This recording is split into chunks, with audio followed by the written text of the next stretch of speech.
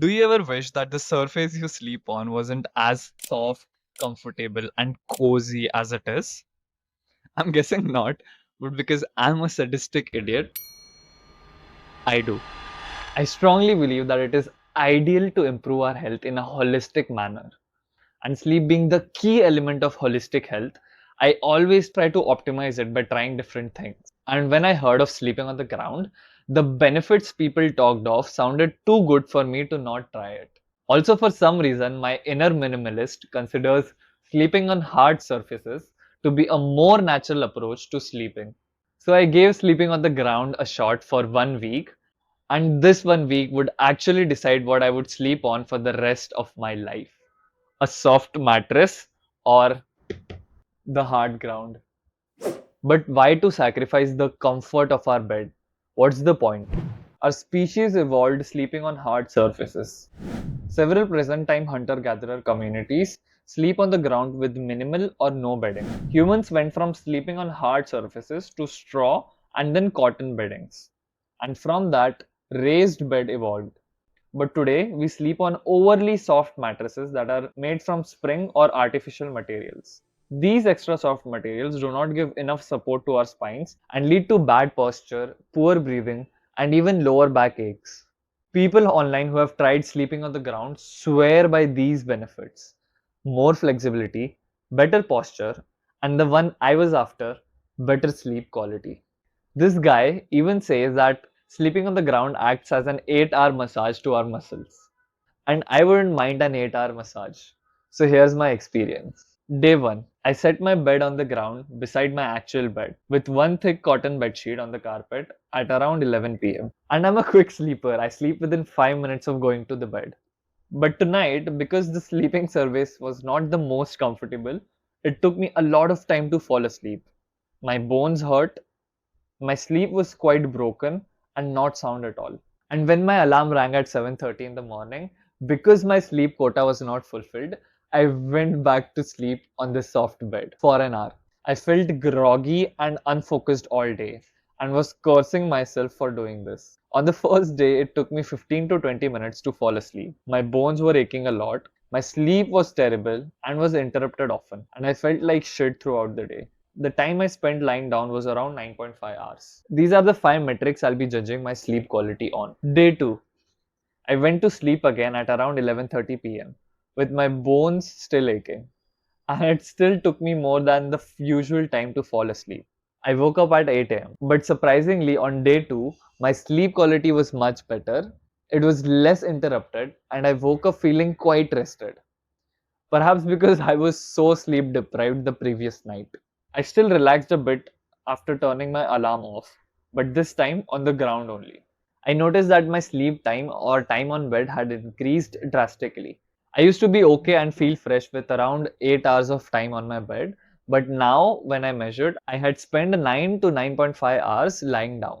On day 2, I also realized that I had a smartwatch which measured my sleep quality, and I could use that as another objective metric for this video. But I was hit with the realization that I had lost its charger. So I frantically ran to the shopkeepers to get it, but to no avail.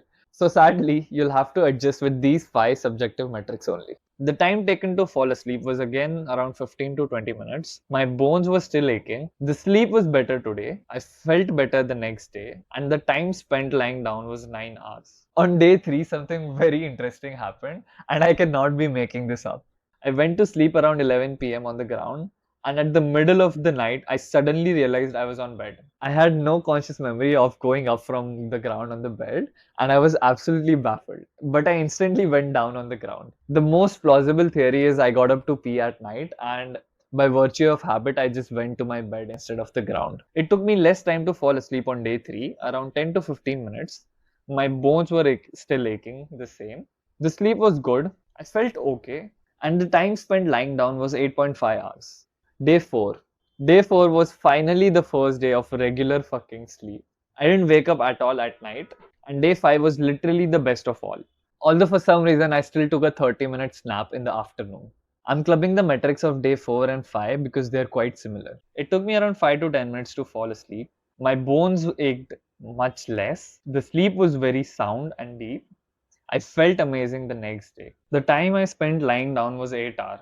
Day 6 is where it all came crashing down. My sleep quality was so poor that I had to sneak in a 30-minute nap in the afternoon just to keep going. And by the end of the day, I was wishing that this goddamn ends. It was literally the worst day of all. It took me around 15 to 20 minutes to fall asleep. My bones weren't taking much, but the sleep quality was horrible. I felt like shit throughout the day. The time spent lying down was 9 minutes. So I thought I'll just get done with the final day and go back to my soft, comfortable bed and sleep in peace. But day 7 was what turned this feeling around. I again got this sound sleep and felt very rested in the morning. No bones aching to sleep on the hard surface, no waking up at night and feeling great in the morning. There is something interesting that I realized from this 7-day experiment, which is on a tangent but still very valuable. It made me realize that how I've had an experimental outlook towards life, and I keep, out of curiosity, experimenting with new mindsets or habits. Because of which I've gotten in some trouble, but I've also collected a lot of gems along the way. And it has sure been a memorable journey. I believe that this outlook has made me the man I am today and will also take me where I wanna go. And I can completely agree with Einstein, who said, I have no special talent, I'm just passionately curious. So, did I experience any benefits? To be frank, I don't really know.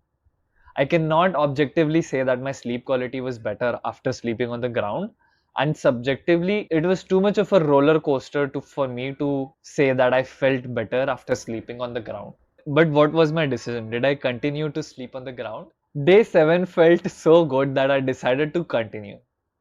But on day 8, I again experienced this one horrible night of sleep, which affected my productivity throughout the day. And I decided to fuck the ground and go back to sleeping on my comfortable bed.